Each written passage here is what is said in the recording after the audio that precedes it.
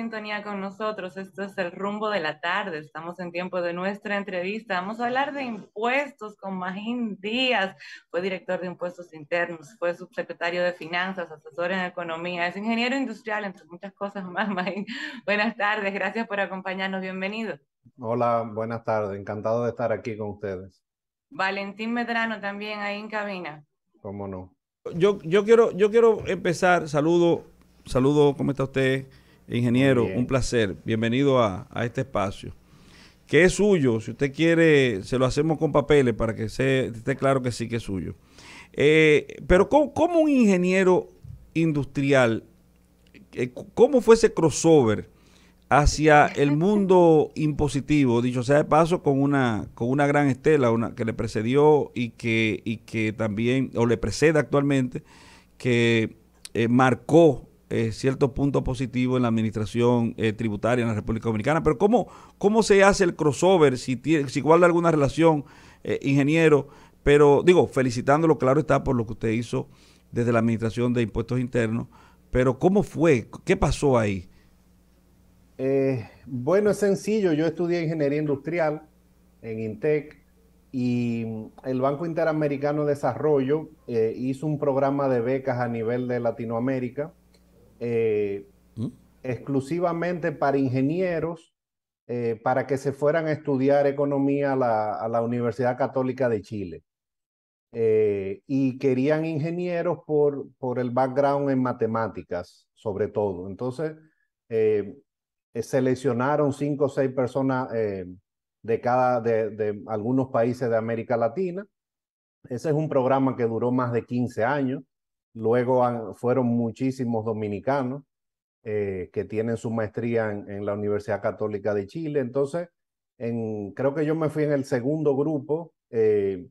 Y ellos necesitaban personas con mejor background en matemáticas que la que tenían los economistas aquí en el país y en otros países de América Latina. Entonces, inmediatamente me gradué, surgió esa oportunidad y entonces ahí me fui a estudiar la maestría en macroeconomía. Yo soy macroeconomista. Y bueno, ya me quedé con la economía y luego me fui a estudiar a Estados Unidos también. Mire, en estos días Luis Valdés, el director de impuestos internos, hizo el anuncio de los nuevos impuestos a las plataformas digitales, Airbnb, otras que dan un servicio similar a Airbnb, pero Airbnb es la más conocida en ese ámbito. Y a la gente le cayó mal, se hicieron muchos hashtags en las redes, luego él dio una explicación de que eso no va a ser, no va a impactar en el consumidor, que no va a ser transferido al consumidor, pero hay precedentes de otros lugares en los cuales se han tomado decisiones similares, como Puerto Rico, que el resultado ha sido un precio más alto para el consumidor, igual con plataformas como Netflix, otras plataformas digitales que dan servicios diferentes, ha pasado lo mismo. Ahora, Eh, dime un impuesto que a la gente le guste. No hay no, impuesto no, que a la pero gente le guste, o sea, prefiero que le han to- dado explicaciones a las personas de que no va a impactar en su bolsillo, pero la gente no lo cree. Entonces me gustaría una bueno, explicación suya. mira, realmente no fue ahora, el reglamento está en vistas públicas desde febrero, probablemente ya se quitó. Yo no sigo muy el detalle del día a día, pero es un reglamento que se puso en vistas públicas desde principio de año, en febrero, marzo. Y la verdad es que en el presupuesto, como una intención del gobierno, se está poniendo desde el gobierno pasado. Creo que la primera vez fue en el 2019 o en el 2020 y a mí como director me tocó acercarme a las plataformas digitales para empezar negociaciones con ellos de cómo sería el formato del impuesto en el caso nuestro. Ahí en plataformas me refiero a Airbnb, Netflix, Amazon, Sí. Uber, etcétera. O sea, en realidad la mayoría de los países ya tienen ese impuesto porque esos impuestos obviamente no fueron previstos hace 20, 30 años porque no existía prácticamente el Internet. Entonces, en los últimos 15 años es que se ha desarrollado, digamos, las mejores prácticas de cómo grabar a esas plataformas. Y así como hay personas muy en desacuerdo, la mayoría, digamos, los consumidores, hay otros que están muy de acuerdo. Por ejemplo, los hoteleros quieren que se grabe Airbnb porque lo Lógico. consideran una competencia desleal. Como consumidora, tú no quieres que te graben lo que tú compres en Amazon, pero el que tiene un comercio en una plaza comercial aquí, pues está enfrentando una competencia de Amazon. Entonces, hay justificación técnica para grabarlo. La mayoría de los países ya lo graban, ni hablar de los países desarrollados, pero América Latina ya también. Ingeniero, disculpe, pero yo sé que ustedes tienen un principio que limita o proscribe lo que es la doble tributación. ¿Y acaso, tomando en consideración que el hecho generador prácticamente no se produce en territorio dominicano y que, dicho sea de paso, a partir de la concreción del mismo, se tributa en los países de origen, exceptuando Airbnb, de esas plataformas, no constituiría una doble tributación en la República Dominicana el gravar desde el punto de vista tributario a estos servicios? Bueno, esa no es, digamos, la tendencia ni las mejores prácticas no dicen eso. Yo no soy abogado, obviamente. El tema es, ¿qué impuesto es que se va a poner? Si es impuesto al consumo, no hay doble tributación. Es simplemente decir, eh, bueno, compramos algo aquí. Si tú lo compras en República Dominicana, paga impuesto al consumo. Si lo compras en una plataforma digital, no.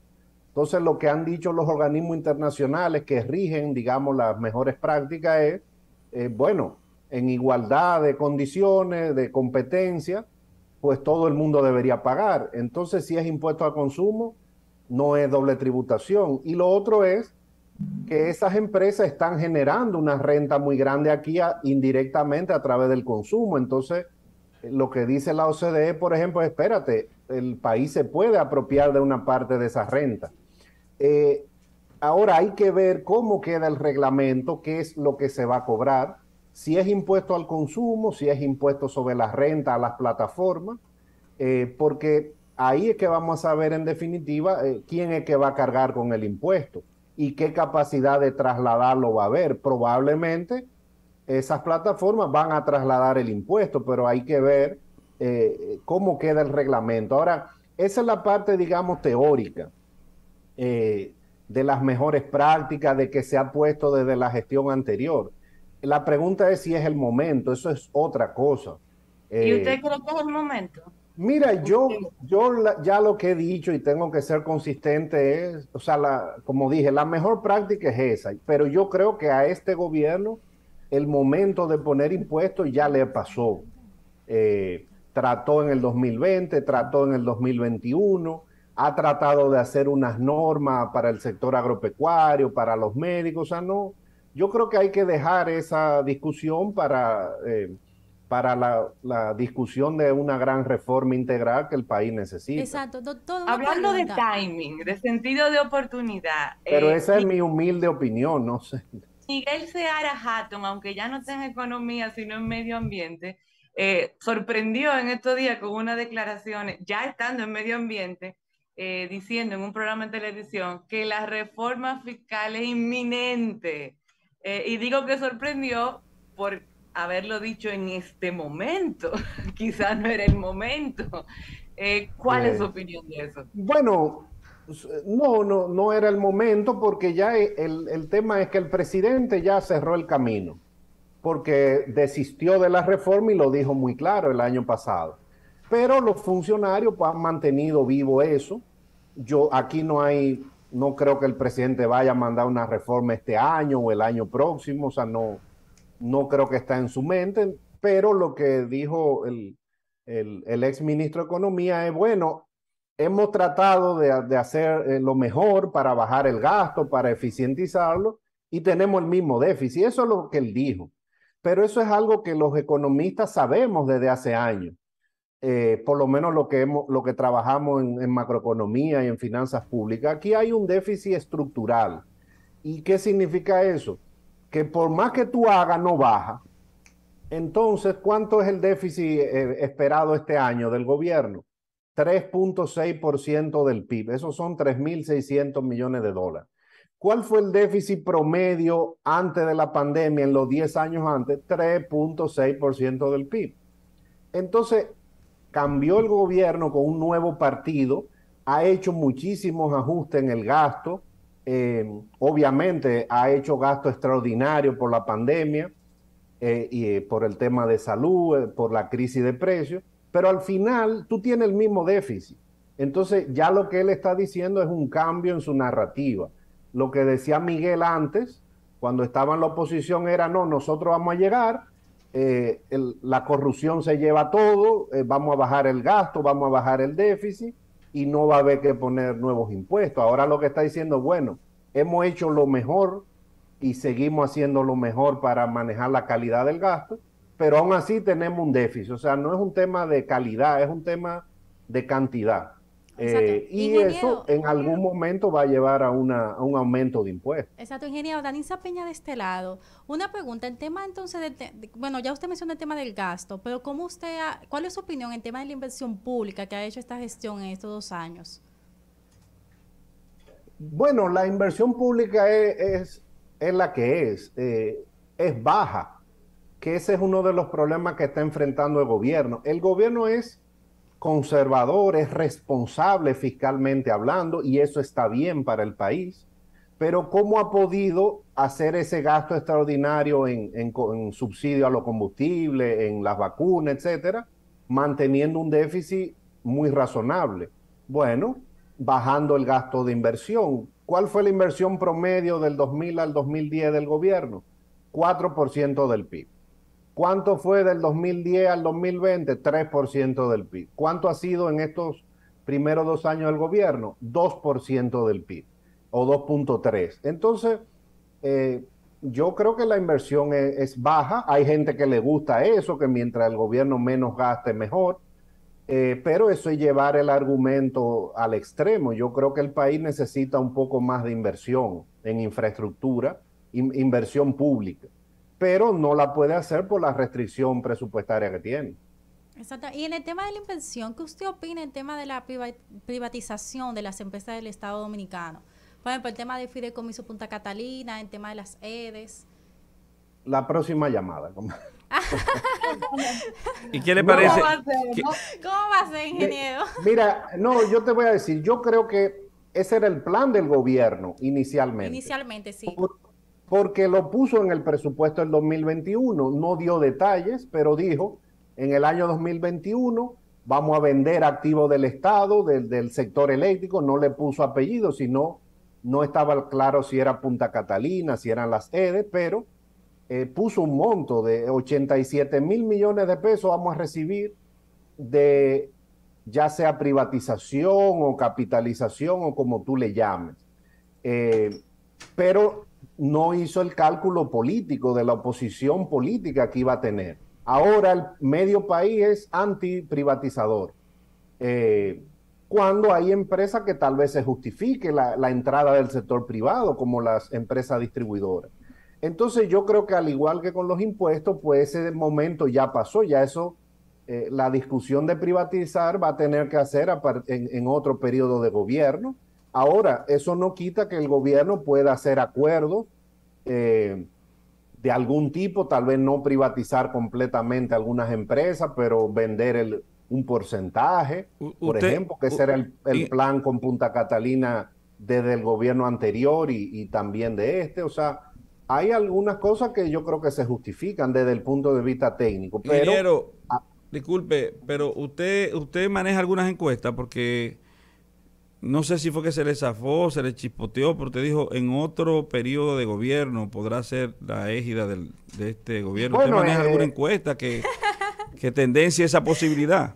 No, yo no dije quién va a ser el próximo gobierno, dije que a partir de un nuevo periodo. Yo creo que en este periodo que termina el 2024, hablar de privatización no va a ser, y yo creo que ya el gobierno no tiene eso en planes.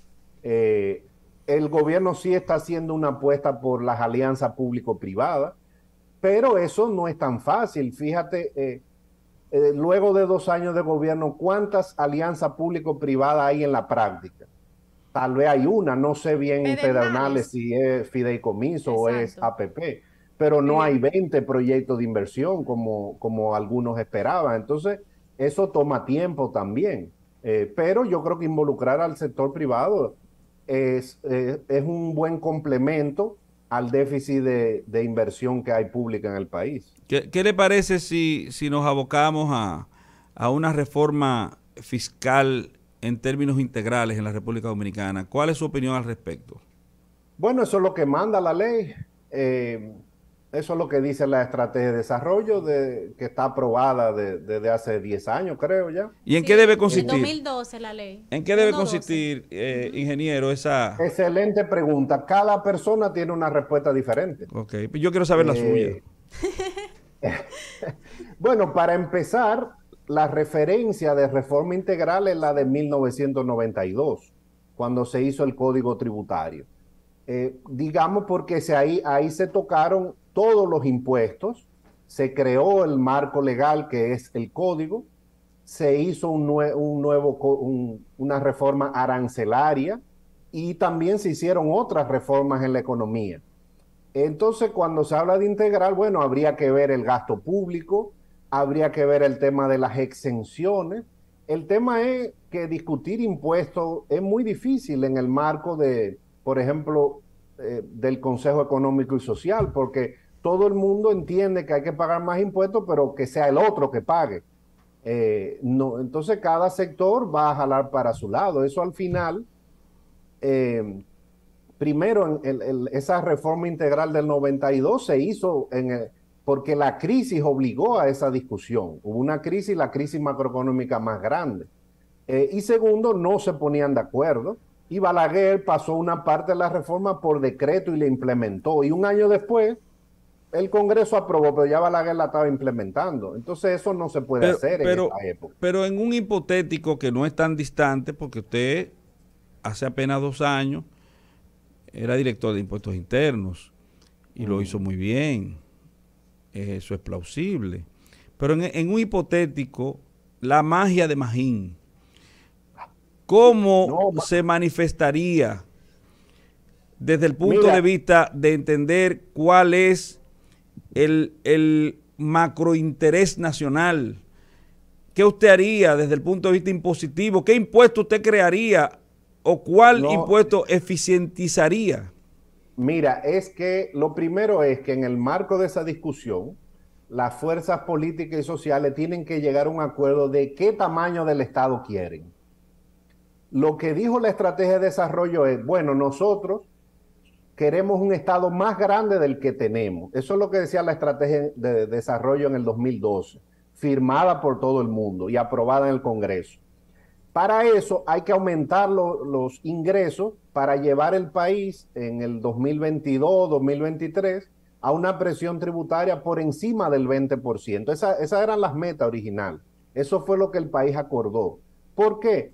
Porque queremos tener un Estado similar al de los países desarrollados, que haya Suprema Corte de Justicia, un Tribunal Constitucional, que haya un defensor del pueblo, que es una figura de países nórdicos, de europeos. Entonces, ¿cuánto es que queremos gastar? Entonces, a partir de ahí, bueno, ¿qué recaudación necesitamos para bajar la deuda por un lado, pero también para gastar más? Entonces, esa es la discusión que hay que tener primero. Y luego, bueno, ¿cómo vamos a llegar a esa recaudación? Yo creo que lo primero es, y creo que fue uno de los problemas de la propuesta que hizo el gobierno el año pasado, es que estaba aumentando la tasa de los impuestos, de todos. Y la gente dijo, pero espérate, esa es la vía fácil, eso es cobrarle más al que ya está pagando. Entonces, yo creo que hay que ser muy cuidadoso en subir las tasas de algunos impuestos que ya en el país son altas. Hay que salir a buscar fuera del zoológico también, pero eso implica también ayudar a la administración tributaria dándole un código tributario más moderno, con menos exenciones, qué sectores vamos a incentivar, porque si lo incentivamos todo y exoneramos todo, bueno, ¿cómo vamos a recaudar? Entonces es una discusión muy complicada pero al final no es, cada técnico tiene una posición, al final es un acuerdo político que va a haber que llegar, como Ingeniero, se hizo en el po- año 92. No podemos, vamos, podemos seguir sí. aspirando, nosotros podemos seguir aspirando al Estado en la dimensión en que programamos en el año 2012, en la pretensión que teníamos en el año 2012, podemos seguir apostando a la posibilidad de que eso pueda ocurrir. Bueno, hasta ahora no veo ningún cambio en la demanda de la sociedad de lo que quiere del Estado. O sea, la presión que hay para que este gobierno y el anterior gasten más está ahí, para que invierta más. Ahora, luego de la pandemia, ¿qué es lo que quiere la gente? Más gasto en salud, que el gobierno gaste más en pensiones, que haga más carretera. Entonces, yo lo que veo es una sociedad que demanda cada vez más.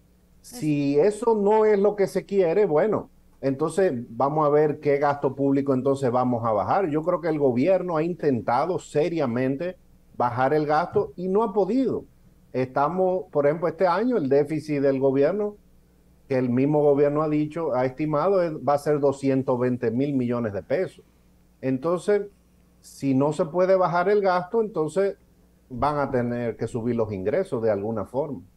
Gracias, Magín Díaz, por habernos acompañado en la tarde de hoy.